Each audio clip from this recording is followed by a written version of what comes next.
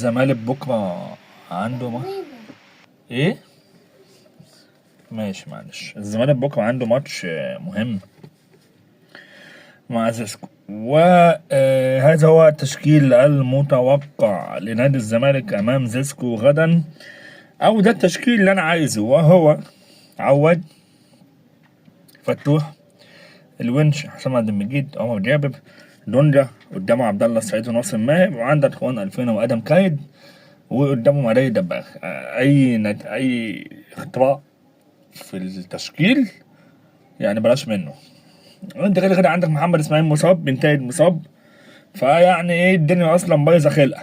فيعني يا ريت بس ان احنا بكره ان شاء الله نلعب بالخطه دي، ويا ريت ان احنا نشوط كتير، لان انا لما شفت هايلايتس لماتشات زيسكو ما شاء الله عندهم حارس مرمى كلمة متخلف عقليا، او حارس ايده سايبة، او حارس ما عندوش ايد، دي والله العظيم قليلة قوي عليه.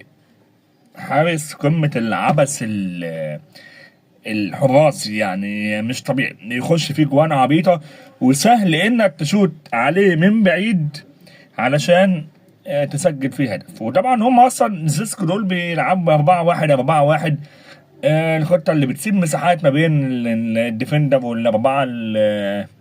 الأربعة مدافعين، فسهل إنك تسدد تسديدات من خارج المنطقة وتسدد عليه، إن هو حارس ضايع بشكل غير طبيعي.